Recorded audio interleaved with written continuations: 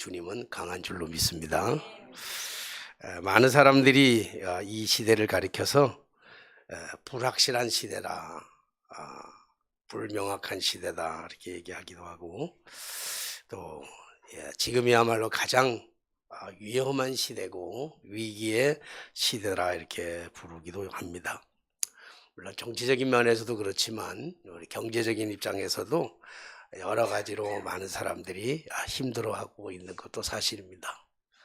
많은 사람들이 대학을 나와도 이제 취직의 문이 너무 좁고요. 박사들이 수만 명이 되는데 박사 학위를 받고 아무것도 못하는 사람, 집에서 놀고 먹는 사람도 뭐 몇만 명 된다는 뭐 그런 얘기까지도 들려오는 이 시대를 보면 확실하게 어려운 시대는 맞다. 위기의 시대는 맞고 또 미래를 예측할 수 없는 그런 불확실한 시대도 분명하게 맞는 건 사실입니다. 그러나 시대가 아무리 어렵고 힘들어도 무슨 일에 있어든지 부지런하고 열심만 있다고 하면 그리고 먹고 사는 데는 문제가 없을 거라 이렇게 생각됩니다. 그런데 열심히 하는 것도 참 중요한데 목적이 없거나 방향을 잃어버린 열심은 오히려 독이 되기도 하고요. 그 열심이 때로는 우리에게 해가 되기도 하죠. 또 그 열심이 우리의 발목을 잡을 때도 많이 있는 것을 우리가 알 수 있습니다. 제가 고등학교를 막 졸업하고 1년이 채 지나기 전에 아주 친한 친구하고 둘이서 설악산 대청봉을 간 적이 있습니다. 설악산 대청봉은 설악산에서도 제일 높은 정상이 대청봉인데 보통 가면 사람들이 배낭을 짊어지고 보통 일반적인 사람들이 설악산을 갈 때는 3박 4일 코스로 갑니다. 물론 어떤 코스를 가느냐에 따라서 조금씩은 다르긴 해도 대체적으로 설악산 대청봉을 간다 그러면 3박 4일이 주로 가게 되는 것이고요. 그리고 조금 빨리 가는 사람들은 2박 3일 혹은 1박 2일로 이렇게 가는 사람들도 있습니다. 속초에 사는 사람들은 특별히 젊은 친구들은 당일치기로 갔다 올 적도 있어요. 그 당일치기로 갔다 오려면 새벽같이 밥을 먹고 주먹밥을 하나 싸든지 아니면 좋은 부모를 만나면 김밥을 하나 싸준다든지 그리고 계란 하나 싸가지고 그리고 오이 한 서너 개 이렇게 조그만 가방에다가 배낭도 없이 가방에 넣어서 그리고 뭐 조금 여유가 있다면 초콜릿 한두 개 이렇게 가지고 새벽같이 집을 나서서 대청봉까지 올라간 다음에 그리고 거기서 도시락도 까먹고 주먹밥도 먹고 그리고 중간중간에 오이도 씹어 먹으면서 그래서 하루 내려오는 그런 코스가 있습니다. 가끔 저희들이 좀 뭐 울적할 때라든지 뭐 어떨 때 또 심심하다든지 그러면 친구들하고 이렇게 설악산을 가는 적이 있었어요. 한 번은 좀 친한 친구랑 설악산을 둘이서 이제 단일 코스로 어떻게 잡고 아침에 주먹밥 하나 싸가지고 그 친구는 김밥도 싸가지고 오고 그래서 조그마한 가방 하나 메고 이제 아침에 설악산을 부지런히 대청봉을 향해서 올라갔습니다.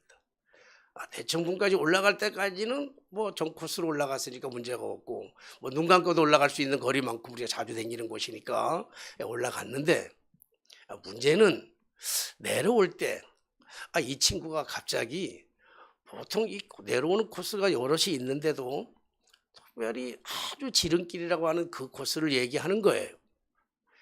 그 코스는 보통 사람들이 잘 안 댕겨요. 어떤 사람들이 주로 댕기냐면 약초 캐는 사람들이 좀 댕기는 그래서 그 길은 일반인들은 전혀 몰라요. 그래서 내려오게 되면 그 길을 내려오면 옛날에 있는 물치라고 하는 그 비행장 속초 비행장이 나오는 그쪽 그 마을로 내려오게 된단 말이에요. 이 친구가 어디서 그 얘기를 들었는지 모르지만 이리 내려가면 아주 빨리 내려간다고 하면서 우리 내려가자는 거예요.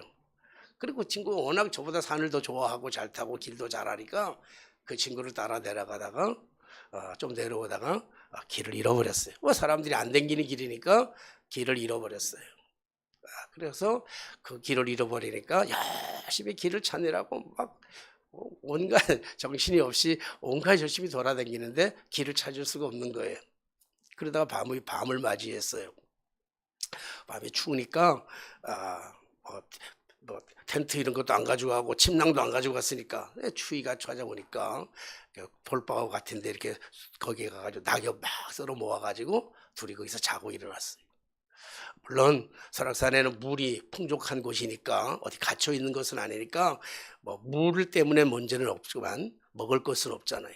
그 다음 날도 그 다음 날 아침부터 밤새 하루 종일 긴데 길이 없어요.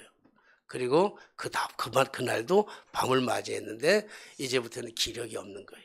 먹은 것도 없고 밤에 춥기도 춥고 이 기력이 없어요.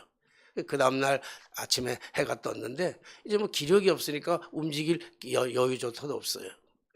그래서 이제 둘이서 이제 마주보면서 이제 우리는 죽나 보다.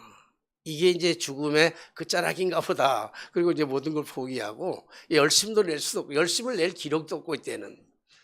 그래가지고 지치고 이제 죽음을 맞이하기 위해서 이제 몽롱한 상태에서 기다리고 있는데 마침 그 약촉했던 사람들이 지나가다가 우리를 발견해가지고 우리가 살아나게 됐습니다.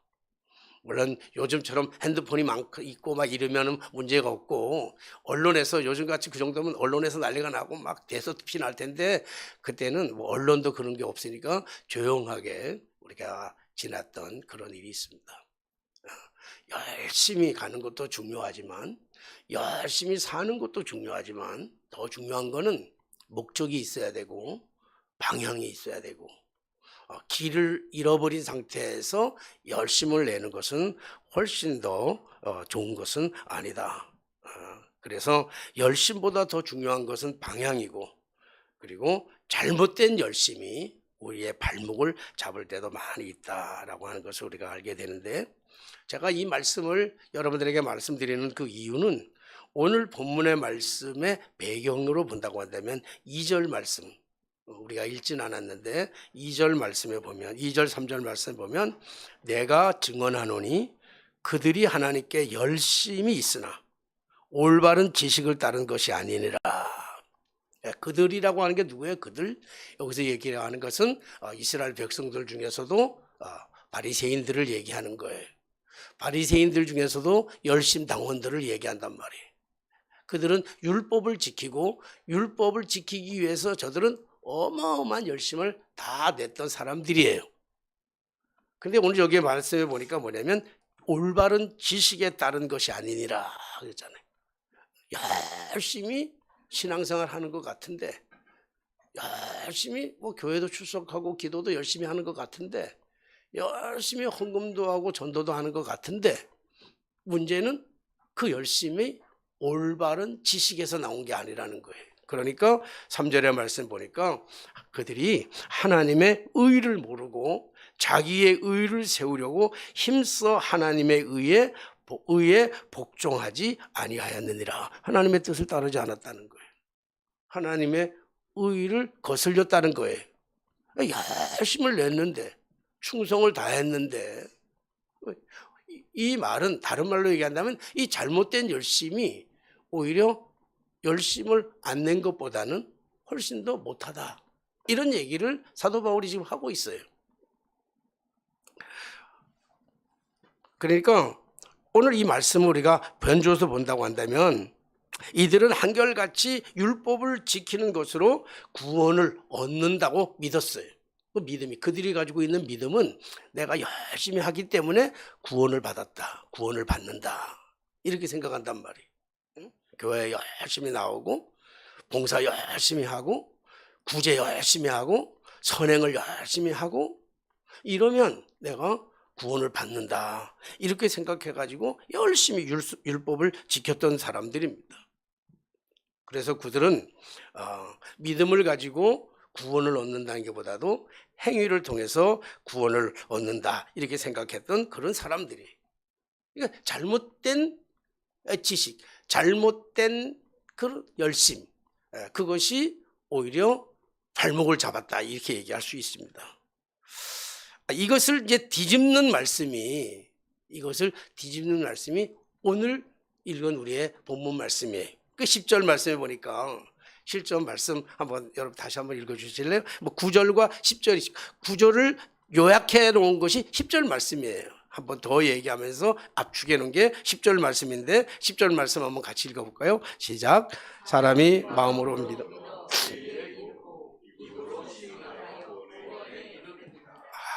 참 쉽죠.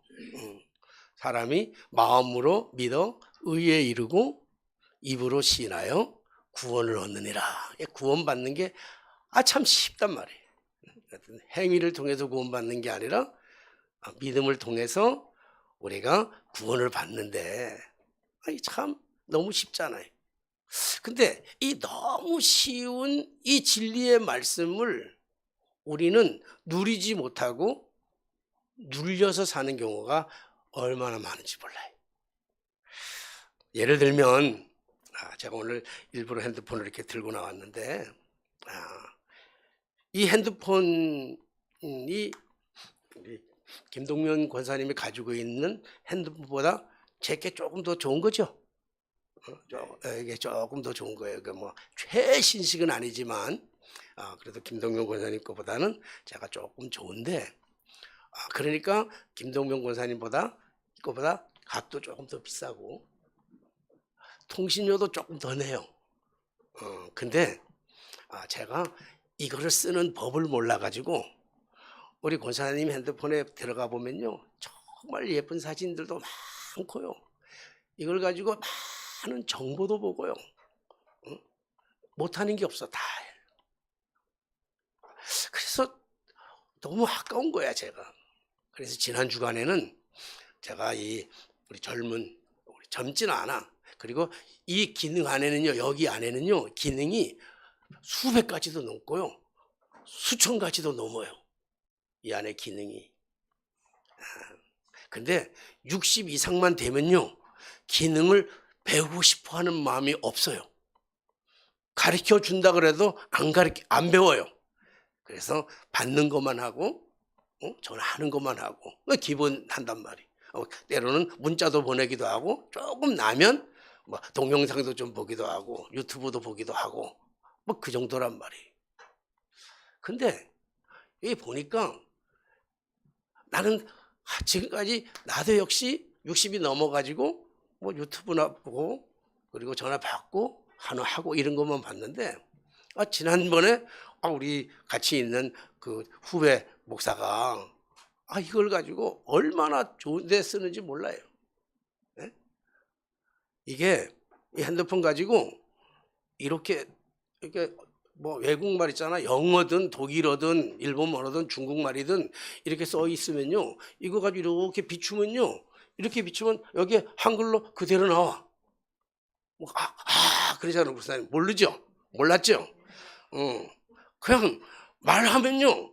내가 한국말로 하면 영어로 나오기도 하고 독일어도 나오기도 하고 일본어도 나오기도 하고 러시아어도 나오기도 하고 다 베트남 말도 나오기도 하고 막 다 나오는 거예요. 이거 가지고 있으면 이게 회의도 해, 회의. 그래서 제가 내일도 이것 가지고 이제 회의한단 말이에요. 근데 아직도 이 쓰는 법을 몰라가지고 막 긴장도 되고 지금 땀이 나. 내일 어떻게 이거 회의를 어떻게 이게 들어가가지고 어떻게 해야 되는지 지난번에는 우리 다성이가 옆에서 가르쳐 줘가지고 들어가긴 들어갔는데 아는데 이 안에 다 들어 있는데 오히려 이게 짐이 될 때가 참 많아요. 모르니까. 영상한다고 그럴 때 영상으로 우리가 통화하고 영상을 가지고 회의한다고 그럴 때 이게 나한테는 도움이 되는 게 아니라 짐이란 말이에요. 짐이라. 다 있는데도 우리가 설교 듣는 여러분들의 모습 보니까 지금까지 제일 흥미진진하게 듣는 것 같아. 어떻게 우리 마음을 이렇게도 잘 알지? 아니 이게 내 마음이란 말이에요. 내 마음. 가르쳐 준다 그래도 근데 가르쳐 주는데 배우면요 아주 간단해. 아주 간단해. 여기 이렇게 들어가는 방법만 알면요 너무 간단한 걸 가지고 그게 나이가 60 이상 되면 귀찮아서 배우는 게 무서워서 안 한단 말이에요. 사진을 찍는 것만 있는 게 아니에요. 사진을 찍어놓고 편집도 다 할 수 있어요. 이게 대단하게 많단 말이에요. 근데 우리가 몰라요. 쉬운데, 너무 쉬운데 너무 어렵게 살아가는 것처럼 오늘 우리가 읽은 본문의 말씀이 너무 쉽잖아요. 뭐라고 읽었어요? 사람이 마음으로 믿어 의에 이르고 입으로 시인하여 구원을 얻는다. 얼마나 쉬워요. 모르는 사람이 어디 있어요. 우리 다 알잖아요. 근데 여기에 이렇게 생선을 먹다가, 이 말씀에 생선을 먹다가 마치 목에 가시가 하나 걸린 것처럼 걸치락 그러는 게 있어요. 그럼 여러분들뿐만 아니라 저 역시 마찬가지였어요. 알기는 알겠는데, 이 핸드폰인 줄 알고 기능은 알겠는데 모르는 것처럼 사람이 마음으로 믿어 의에 이르고 입으로 시인하여 구원을 얻는다고 얘기할 때 알아요. 뭐 암송도 했고 다 알아. 무슨 말인지를 알 것 같은데 하나가 걸리는 게 뭐냐면 의가 걸려요. 의. 사람이 마음으로 믿어 의에 이르고 했을 때 이 하나님의 의가 뭔지를, 정인지 공의인지, 착하게 살아가는 건지 의롭게 살아가는 건지, 이 의에 대해서 이게 잘 안 풀려.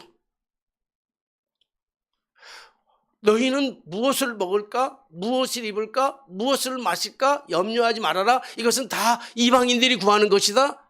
그러므로 너희는 먼저 그의 나라와 그 의를 구하라 그랬는데 도대체 그 의를 구하는 게 뭐냐고요. 아는데. 의를 구하는데 의가 뭐냐고. 암송도 하고 다 알아요. 의가 뭐냐? 의가 공의냐? 정의냐? 착하게 사는 걸까? 이 의가 무슨 의를 구하라는 게 뭘까? 이게 어렵단 말이에요. 이게 어려워. 핸드폰이 아주 쉬운데 그 기능을 몰라가지고 우리가 이 핸드폰이 오히려 짐이 되는 것처럼 오늘 이 어마어마한 사람이 마음으로 믿어 의에 이르고 입으로 시인하여 구원을 얻는다는데 이 구원에 이 어마어마한 그 축복의 누림이 있는데도 불구하고 우리가 그 의의 문제가 해결이 되지 않으니까 신앙생활이 누리는 게 아니라 오히려 눌린단 말이에요. 눌리면서 산단 말이에요. 창세기 15장 6절의 말씀에 보면요, 하나님이 창세기 12장에 아브라함을 불러내요. 내가 열방의 아비가 되게 하리라. 큰 민족을 이루게 하리라. 아기도 아직 안 돼. 75살 돼가지고 아직 아기도 없는 집에다가 얘기하기를 뭐냐면 네가 큰 민족을 이루겠다 그러면 아기도 없는데, 응? 이제 아기를 낳을 수 있는 그 기능이 떨어졌어. 사라에게서. 응? 생리도 다 끝났고 아기를 낳을 수 있는 기능이 없는데 아기를 주겠대. 그래서 그거 믿고 집을 나섰잖아요. 떠났잖아요. 갈대아 우르를 떠나서 하란을 떠나서, 그리고 어디로 갈 바를 알지 못하지만 하나님께서 인도하는 대로 가겠다고 해서 가는 거예요. 근데 아기가 안 생겨. 흉년이 찾아오니까, 가나안 땅에 살다가 흉년이 찾아오니까 애굽으로 내려가서 애굽에 가가지고 바로한테 아내가 너무 이쁘니까 자기가 죽을까 봐 누이라고 속여가지고, 응? 그렇게 위기를 모면하면서까지 인생을 살아왔는데 사라의 몸에 아기 갖는 그런 표식이 없단 말이에요. 그러니까 믿었다가, 하나님의 말씀을 믿었다가 못 믿는 거예요. 안 믿어지는 거예요.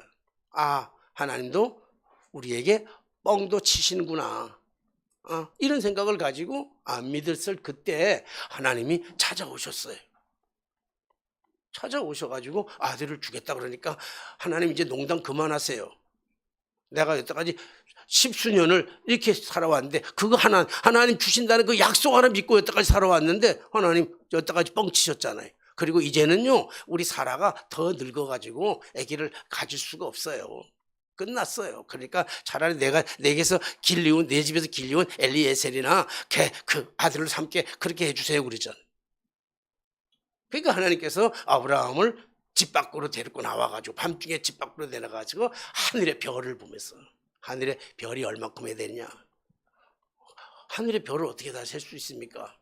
그래, 하늘의 별을 셀 수 없는데 네 자손들이, 너 후손들이 하늘의 별과 같이 빛나리라. 그렇게 많게 하리라. 너 자손들이 저 바다의 모래처럼 많을 것이다. 이게 믿어져요? 제 아기도 하나 없는데 믿어지냐고요?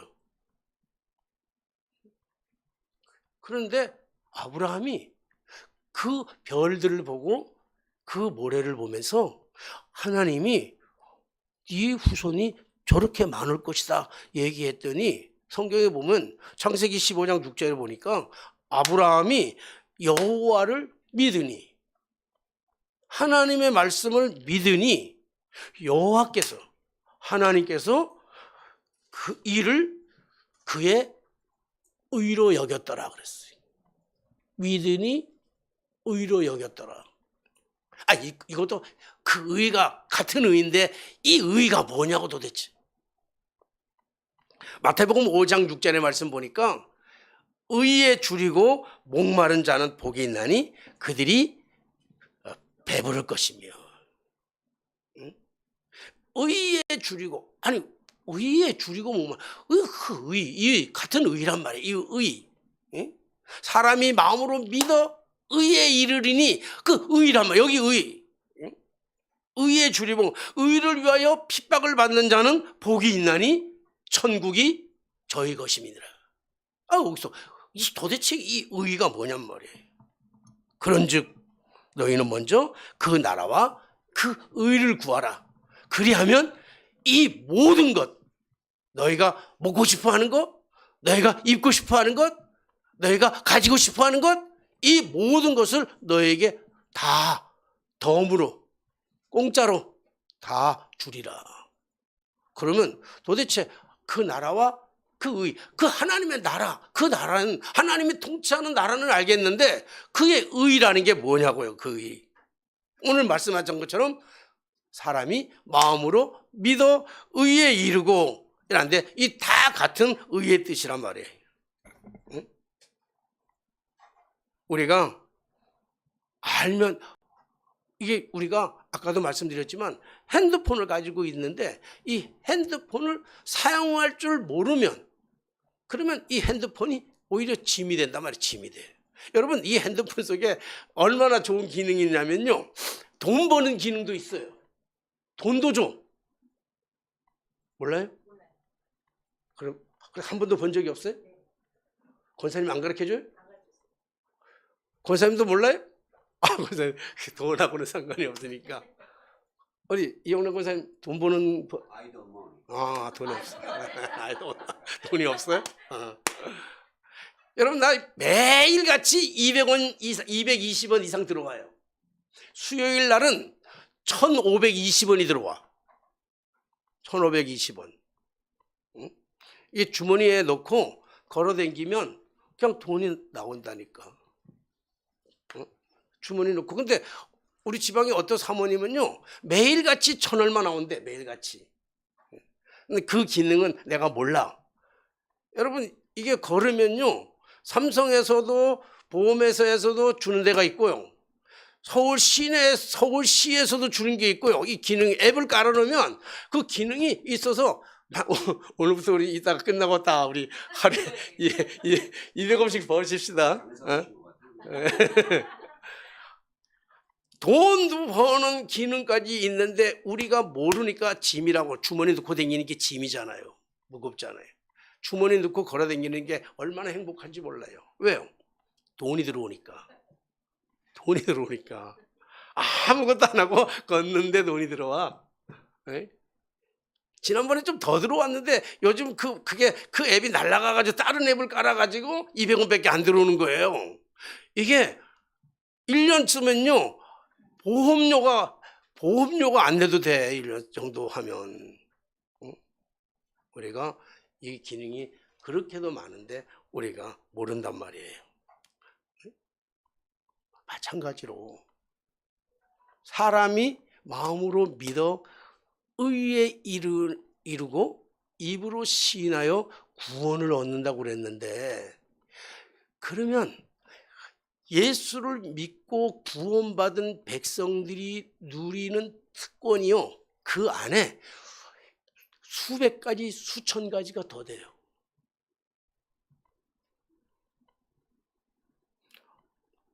그런데 모르니까, 그걸 모르니까 예수 믿는 게 짐이란 말이에요. 모르면 짐이 되는 것처럼 알면 누리는 거라니까. 오늘 그 의의가 풀어지지 않으니까 그게 고민이 되는 거예요. 사실 저도 이거 깨닫는데 오래 걸렸어요. 그 의의를 몰라도 구원받는 데는 문제는 없어요. 의의가 몰라도. 설교하는데도 아무 문제 없고. 좀 부끄럽습니다만은 저 얼마 전에 이미 고인이 되셨는데 사랑의 교회에 담임하셨던 옥하는 목사님이 쓰신 책을 읽는 가운데 그 의의를 아주 간단하고 너무 정확하게, 길게 써놓으면 제가 잘 몰라, 아주 간단하게 써놨는데 그걸 다 보면서 이거구나, 이거였구나, 이거를 깨닫게 됐어요. 여러분, 예수를 믿으면 구원 얻는 거는 당연한 일이에요. 전화를 가지고 통화를 하고 받고 또 전화를 하고 하는 거는요, 당연한 일이라고요. 문자를 주고받는 거, 카톡을 주고받는 거는요, 당연한 거예요. 그런데 이 안에 누릴 수 있는 특권이 수백 가지, 수천 가지가 더 많이 있음에도 불구하고 사용하지 못하고, 보통 이 핸드폰 간다고 하는 시기가 2년이잖아요.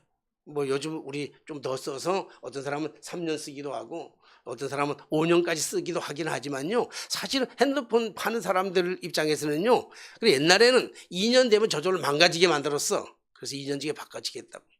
그러니까 우리가 이거를 3년을 쓰든 4년을 쓰든요, 한 번도 그 기능을 열어보지도 못한 채로 이 핸드폰을 바꾸는 경우가 60대 이상은 대부분이에요.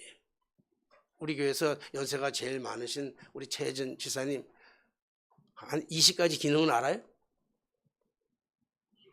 20? 그래도 고민하면서 신세대야. 우리 권사님이 나이는 제일 많은데 제일 신세대야. 20가지는 모르는데, 이영렬 권사님 10가지 아세요? 10가지도 모르잖아요. 우리 김동명 권사님은 그래도 한 100가지는 아시지. 쓰지도 못하고 버렸단 말이에요. 마찬가지로 예수 안에서 누릴 수, 예수 믿고 구원받은 사람들이 이 땅을 살아가면서 누릴 수 있는 특권이 그 안에 어마어마하게 있는데도 불구하고 몰라가지고 못 쓰는, 그래서 신앙의 기쁨과 자유와 행복을 누리지 못하고요, 구하지도 못하고 써보지도 못하고 신앙생활하는데 눌려가지고, 교회 생활하는데 눌려가지고 사는 사람들이 대부분이란 말이에요. 대부분.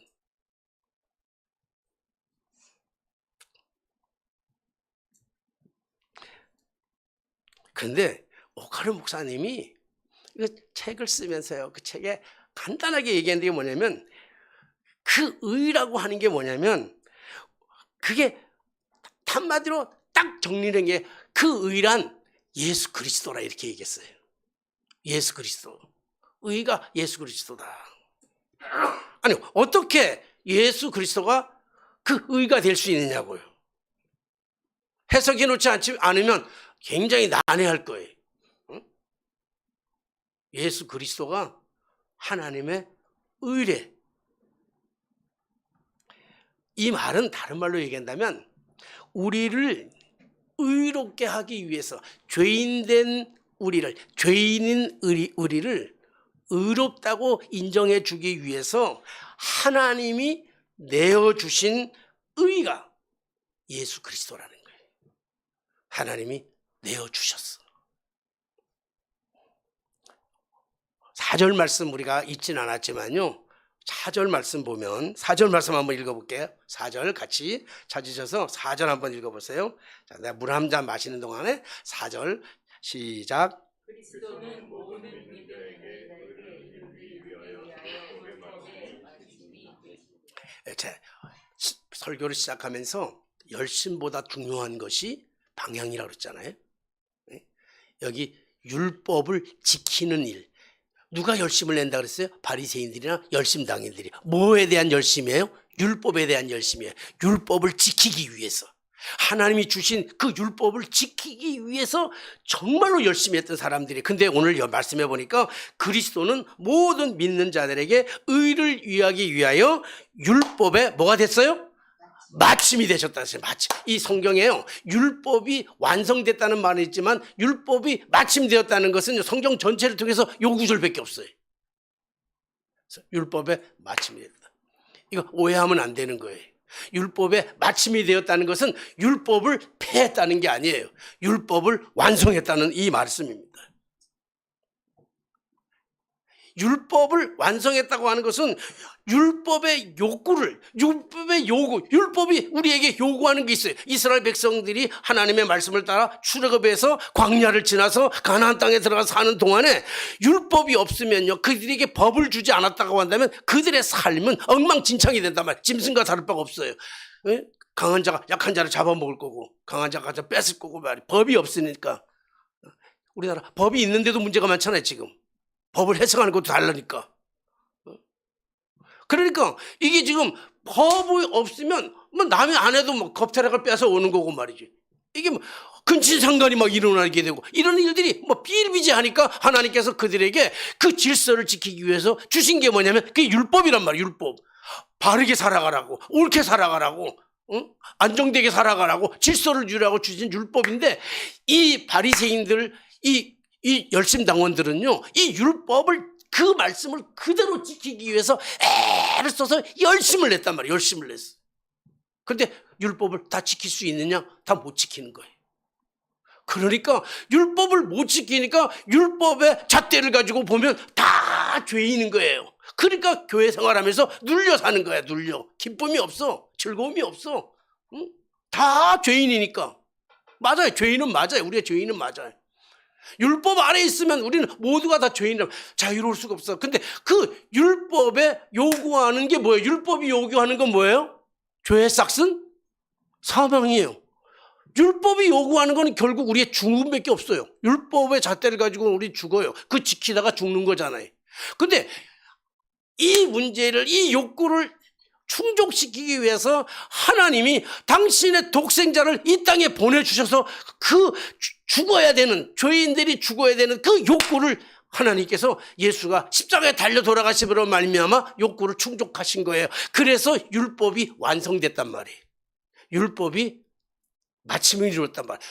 그렇다고 해서 율법이 폐해진 거, 율법이 없어진 건 아니에요. 율법은 여전히 존재해요. 이거를 어떻게 설명하면 참 좋을까 이런 생각을 하다가 맞는 예화인지는 잘 모르겠어요. 제가 좀 쉽게 설명한다고 그런다면 이렇게 한번 설명해 보는데, 성령께서 이 시간에 제 말하는데 좀 도와주셔서 내가 이 쉽게 설명하는 이 설명이 여러분들에게 좀 이해가 됐으면 참 좋겠다 생각이 되는데, 제가 제일 처음에 목회하러 간 데가 저 강원도 홍천군 내면 율전리 첩첩산중 최한정 목사님 와 보셨죠?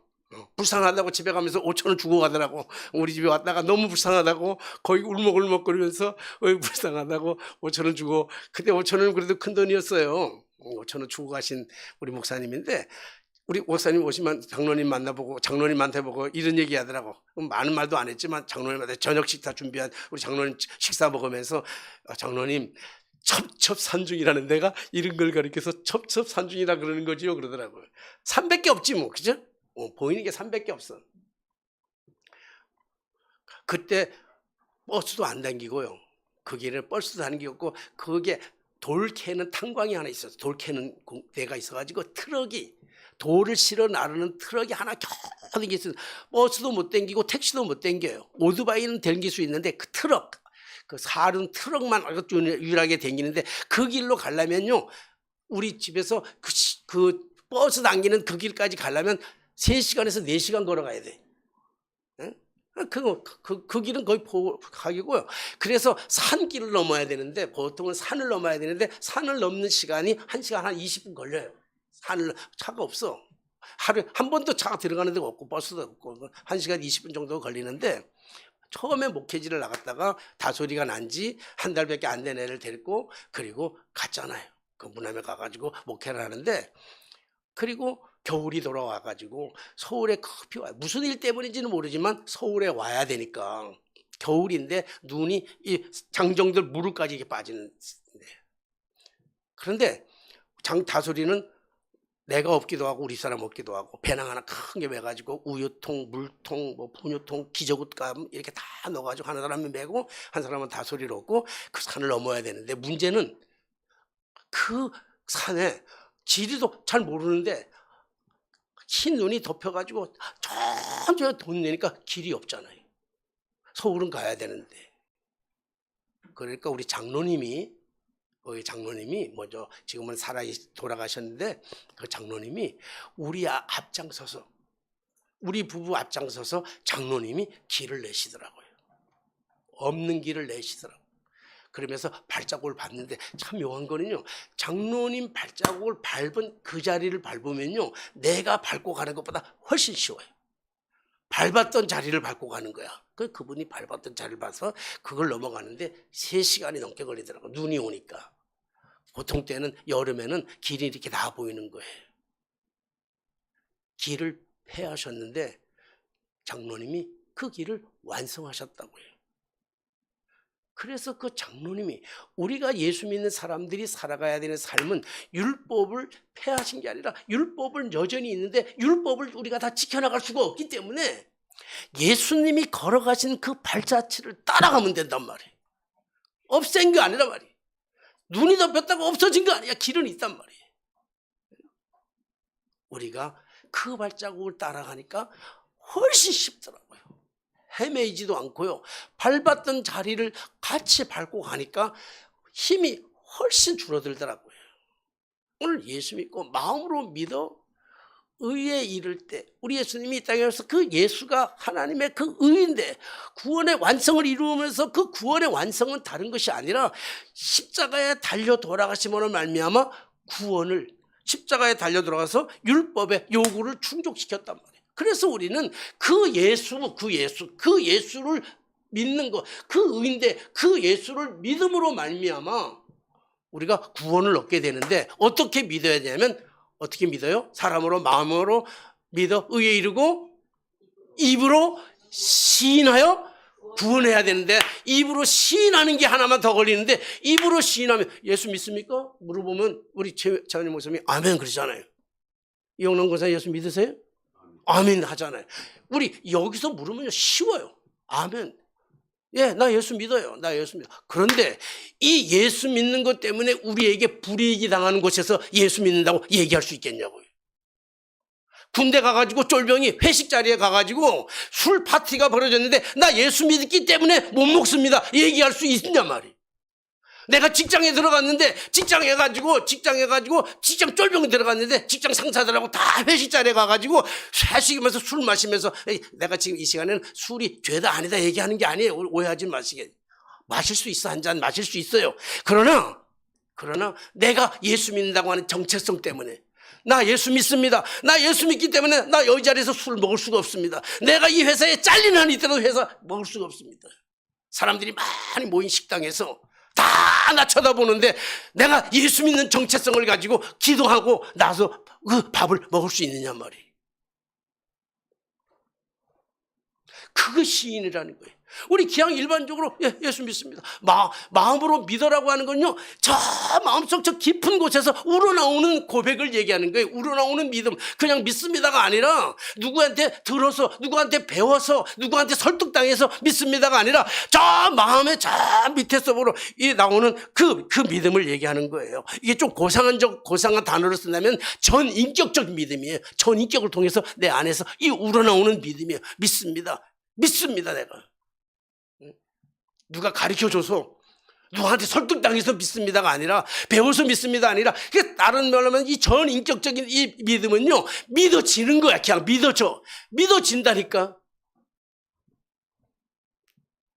광화문에 누가 나오라 해서 나갑니까? 나오라서 나가는 거는요, 그거는 그냥 군중이고요. 나오지 말라는데도 내가 여기서 끌어오르는, 그게 뭐 이쪽이든 저쪽이든 상관없이 다, 이거란 말이야, 이거. 믿어지는 거, 이거 믿어지는 거예요. 그 믿음을 가지고 뭐냐면 입으로 시인해야 된다. 예수 믿는 거 편한 데서 하는 거야. 우리가 예수 믿는 것이 유익이 되고 도움이 되고 다른 사람들한테 한다고 한다면 예수 믿는 거 얼마든지 하는데, 그 예수 믿는다는 것 때문에 우리가 불이익을 당한다면요, 손해를 본다면요, 더 나아가서 그 예수 믿는 것 때문에 죽임을 당한다면요,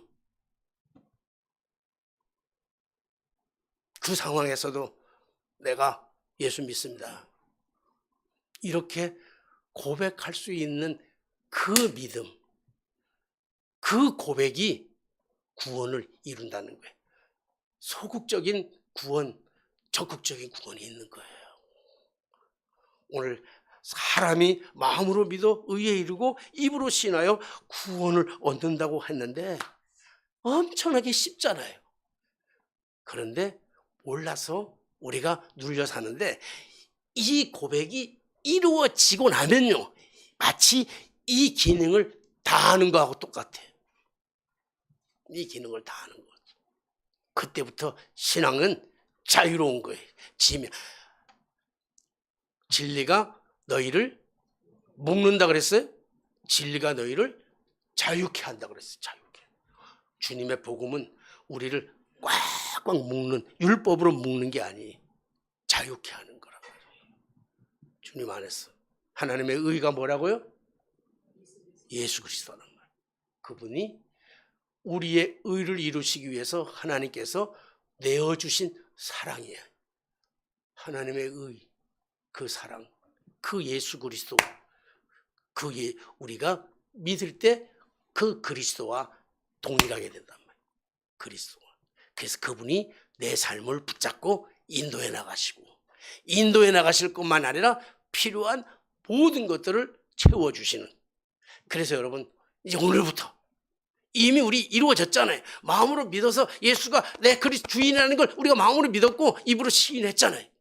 그러니까 이제부터는 정말 신앙의 눌림이 아니라 신앙의 자유를 가지고 정말 누리는, 마음껏 갖고 노는, 신앙 안에서 정말 행복한 신앙생활하는 저 여러분들이 다 되게 되시기를 주님의 이름으로 축원합니다. 기도하겠습니다. 살아계신 하나님 아버지, 감사합니다. 오늘도 우리에게 귀한 진리의, 그리고 복음의 말씀, 특별히 하나님의 의, 그 의가 예수 그리스도인 것을 깨닫고 우리가 그리스도의 그 율법을 완성하신 그 주님을 따라가는 참 신도로서 이 땅의 신앙생활이 눌림이 아니라 진정한 누림 속에서 행복하게 모든 주님 안에 있는 모든 축복을 다 누리는 저희들의 삶이 되게 하여 주옵소서. 예수님의 이름으로 기도하옵나이다. 아멘. 찬송.